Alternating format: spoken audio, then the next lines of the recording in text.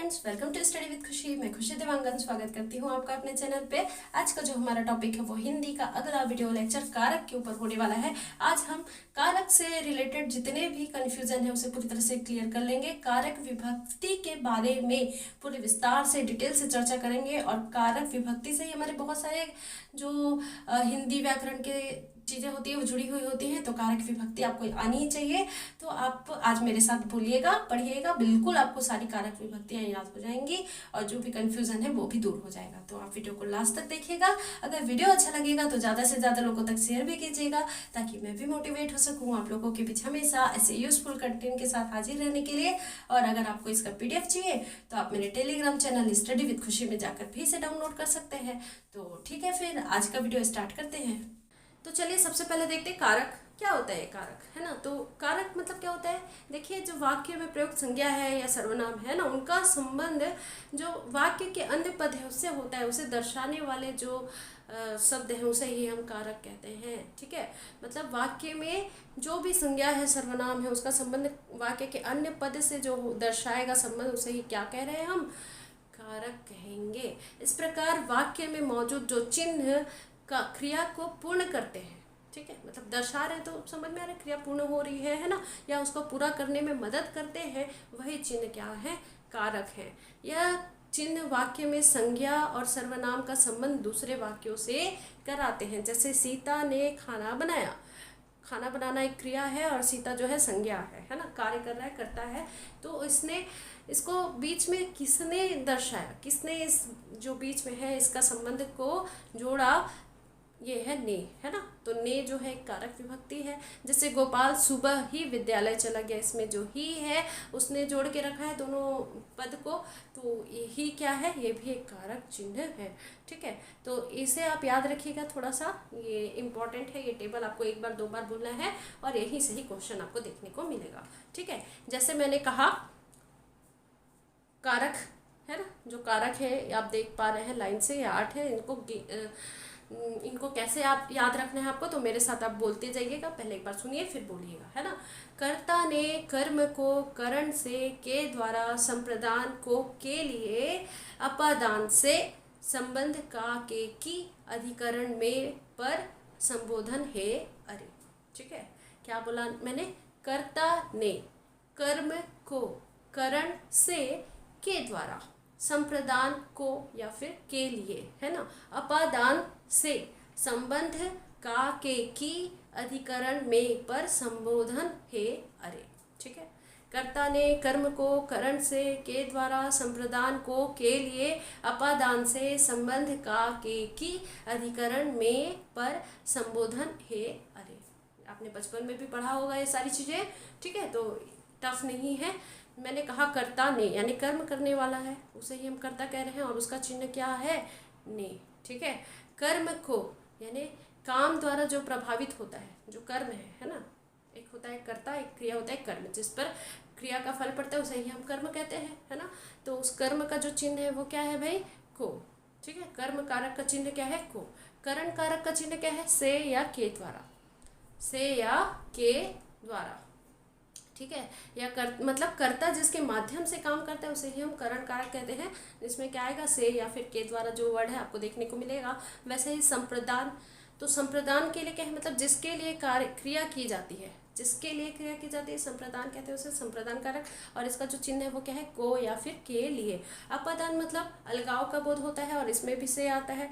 तो कन्फ्यूजन आपको कहाँ होगा, दो बार होगा, एक बार अपादान में और एक बार करण में। ठीक है, तो यहाँ जो से है वो नॉर्मली यूज होगा, लेकिन अपादान में जो से यूज होगा वो अलगाव को दर्शाएगा, अलग होने के भाव को दर्शाएगा। ठीक है, और संबंध मतलब अन्य पदों से जो जुड़ाव है, जिससे जुड़ के रखा है उसे ही हम संबंध कारक कहेंगे। जैसे का, के, की, है ना।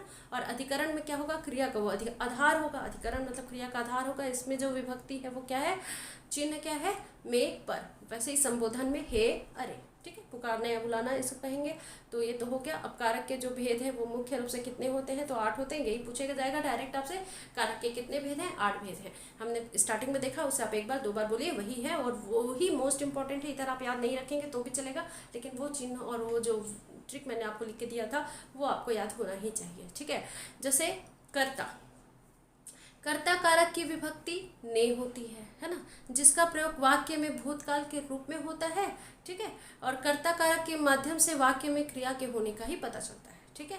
यानी किसी वाक्य में कर्ता द्वारा जो चिन्ह कोई कार्य करता है वह कर्ता कारक कहलाता है। जैसे पिता ने अपने बच्चों को बहुत मारा, किसने मारा? पिता ने मारा, है ना। कर्ता के साथ यही प्रयोग हो रहा है, इसलिए इसे कर्ता कारक कहते हैं, ठीक है। महिमा ने कपड़े धो लिए हैं, ठीक है, किसने धोए हैं? महिमा ने, तो ये कर्ता को दिखा रहा है, संबंध जो है कर्ता से दर्शा रहा है, इसलिए इसे क्या कहेंगे? कर्ता कारक कहेंगे, ठीक है। वैसे ही कर्म कारक, तो कर्म कारक मतलब मैंने आपको बताया था कर्ता ने कर्म को आएगा, है ना। जैसे नरेश ने सुरेश को आवाज़ दी है, नरेश ने, यहाँ ने जो है वो कर्ता कारक है, सुरेश को यानी सुरेश पर असर पड़ रहा है, कर्म है वो, है ना। तो को जो है कर्म कारक है, ठीक है। अध्यापक राहुल को पीट रहा है, किसको पीट रहा है? राहुल को, पीटने का कार्य हो रहा है और किस पे इसका फल पड़ रहा है? राहुल पर, और राहुल क्या है? कर्म है, और उसे किसने जोड़कर दिखाया है भाई? को ने, है ना। तो जो को है वो क्या है? कर्म कारक है, ठीक है। वैसे ही करण कारक, करण कारक क्या है? तो जब वाक्य में मौजूद पदों की मदद से किसी कार्य को संपन्न किया जाता है तो वहाँ करण कारक होता है, मतलब एक आधार का काम करता है ना। अगर दूसरे शब्दों में कहूँ, सरल शब्दों में कहूँ, तो जिस प्रक्रिया के माध्यम से यह ज्ञात हो सके कि उपरोक्त कार्य कैसे पूर्ण हुआ, वहाँ करण कारक है। जैसे मैंने इसका चिन्ह बताया था, से या फिर के द्वारा। जैसे पत्र को कलम के द्वारा लिखा गया है, उदाहरण से समझेंगे। पत्र तो लिखा गया है पर किसके द्वारा, किसके आधार से लिखा गया है? तो कलम, है ना। तो इस कलम के साथ लिखना क्रिया को जोड़ रहा है, दर्शा रहा है, वो कौन सा शब्द है? के द्वारा, है ना।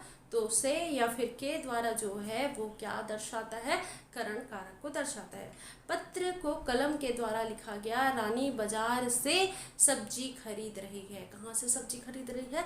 बाजार से खरीद रही है, ठीक है। अब देखिए संप्रदान कारक, इसमें भी क्या आता है? इसमें जो आप देखेंगे के लिए जो विभक्ति है या फिर को जो विभक्ति है वो प्रयोग होती है, मतलब इसमें आदान प्रदान का जिक्र हो रहा है। संप्रदान में आदान प्रदान का जिक्र हो रहा है। जैसे पिता को पानी दे दो, पानी देना है, किसको देना है? पिता को देना है, ठीक है। प्रत्येक सुबह उठकर सूर्य को अर्घ्य देना, ठीक है, यहाँ भी को यूज हो रहा है ना। मैं यह सामान अपने भाई बहनों के लिए खरीद कर लाया हूँ, के लिए, है ना। तो जहाँ आपको को दिखेगा, के लिए दिखेगा, वहाँ पे कौन सा कारक है? संप्रदान कारक है, ठीक है। वैसे ही अगर अपादान कारक की बात करूँ तो जो अपादान कारक है इसमें मैंने आपको बताया था, यहाँ पे भी से का प्रयोग होगा, है ना। और इसमें से जो है वो अलग होने को दर्शाएगा, किसको दर्शाएगा? अलग होने का। जैसे बच्चा खेलते खेलते गिर पड़ा, पतझड़ में पत्ते पेड़ से गिरते हैं, ये इंपॉर्टेंट एग्जाम्पल देखिए आप। पतझड़ में पत्ते पेड़ से गिरते हैं। अब एक बार जब पत्ता पेड़ से गिर जाएगा तो क्या वापस वहाँ जाएगा? अलग हो रहा है, अलग होने का भाव हमें दर्शा रहा है ना। पत्ता पेड़ से गिर गया, ठीक, अब वहाँ वापस नहीं जाएगा वहाँ से, ठीक है। पेड़ से गिर गया, अलग हो गया। तो इस तरह से जहाँ आपको से देखने को मिलेगा वहाँ अपादान कारक है। जैसे सांप अपने बिल से बाहर निकल आया है, सांप अपने बिल से बाहर निकल आया है, तो बिल से बाहर आ गया, अलग हो रहा है, बिल से अलग हो गया, बाहर आ गया, है ना। तो इस तरह से आप देखेंगे अलग होने का जहाँ भाव होगा वहाँ पे क्या होगा? अपादान कारक होगा, ठीक है, इंपॉर्टेंट है। वैसे ही संबंध कारक की बात करूँ तो यहाँ संबंध दर्शाएगा, किसी भी वाक्य में वस्तुओं के बीच जो संबंध दर्शाएगा उसे संबंध कारक कहेंगे। जैसे का, के, की, ना, ने, नी, है ना, रा, रे, री, ठीक है। तो जैसे कोमल राकेश की छोटी बहन है, किसकी छोटी बहन है? राकेश की। राम का पालतू कुत्ता है, यह राम का पालतू कुत्ता है, किसका पालतू कुत्ता है? राम का। संबंध दर्शा रहा है, पालतू कुत्ता तो है पर किसका? राम का। छोटी बहन तो है पर किसकी? राकेश की, है ना। तो का, के, की, ना, ने, नी, रा, रे, री, ठीक है। इस तरह से अगर आपको देखने को मिलेगा तो वहाँ पे संबंध कारक है। अधिकरण कारक, अधिकरण कारक में क्या होता है? क्रिया के आधार के बारे में बात की हो रही है ना। क्रिया का जो आधार है वो अधिकरण कारक कहलाता है। जैसे इसमें आपको में और पर विभक्ति देखने को मिलेगी, कौन कौन सी? में और पर। एग्जाम्पल, राम के घर में 8 लोग हैं, राम के घर में 8 लोग हैं, किसके घर में? राम के घर में, ठीक है। तो में दिख रहा है यहाँ पे, उसके घर में कूलर है। कोमल ने मेरी किताब मेज पर रख दी है। तो में और पर जहाँ भी आपको दिखेगा वहाँ पर अधिकरण कारक है, ठीक है। संबोधन कारक, इसमें क्या होगा, हमें किसी को संबोधन करना है, पुकारना है, बुलाना है, तो इसका इस विभक्ति का यूज होगा, जैसे हे राम, और लास्ट में ऐसे लगेगा, ठीक है, क्या बोला मैंने, हे राम, और विस्मय आदि जो बोधक का चिन्ह है वो लगेगा, ठीक है। तो उसके पिताजी की मृत्यु हो गई, हे राम, उसके पिताजी की मृत्यु हो गई। अरे यहाँ कितना शोर हो रखा है, ठीक है। तो इस तरह से आप देखेंगे, हे, अरे, है ना, इस टाइप के जो संबंध हैं वो संबोधन कारक को दर्शाएंगे, इस तरह की जो विभक्तियां हैं। तो ये तो हो गई कारक से रिलेटेड को जितनी भी चीज़ें पूछी जाती है। छोटा सा टॉपिक था, कोई बहुत बड़ा नहीं था, और मोस्ट इम्पॉर्टेंट है, आपको ये याद रखना। आप इसे एक बार, दो बार, तीन बार पढ़िए, बिल्कुल याद होगा, इसी से ही क्वेश्चन पूछे जाएंगे, ठीक है। तो ये तो हो गया आपका कारक। तो आज का जो हमारा टॉपिक है वो यहीं तक था। इसके बाद के वीडियो में हम रस के ऊपर पूरे विस्तार से चर्चा करेंगे, देखेंगे कि रस से कैसे क्वेश्चन पूछे जाते हैं। तो आप चैनल पर ऐसे ही बने रहिए और वीडियो को हमेशा लोगों तक शेयर कीजिए, ताकि मैं भी मोटिवेट हो सकूं आप लोगों के बीच ऐसे यूजफुल कंटेंट के साथ हाजिर रहने के लिए। तो आज का वीडियो यहीं तक था। वीडियो को लास्ट तक देखने के लिए thank you so much, channel पर बने रहने के लिए थैंक यू सो मच। अगर आप चैनल पर नए हैं और आपने अभी तक चैनल को सब्सक्राइब नहीं किया है तो चैनल को सब्सक्राइब जरूर करें और बेल आइकन को प्रेस करना ना भूलें, ताकि मेरे वीडियो के नोटिफिकेशन आपको टाइम पर मिलते रहे। मिलते हैं नेक्स्ट वीडियो में। Thank you so much.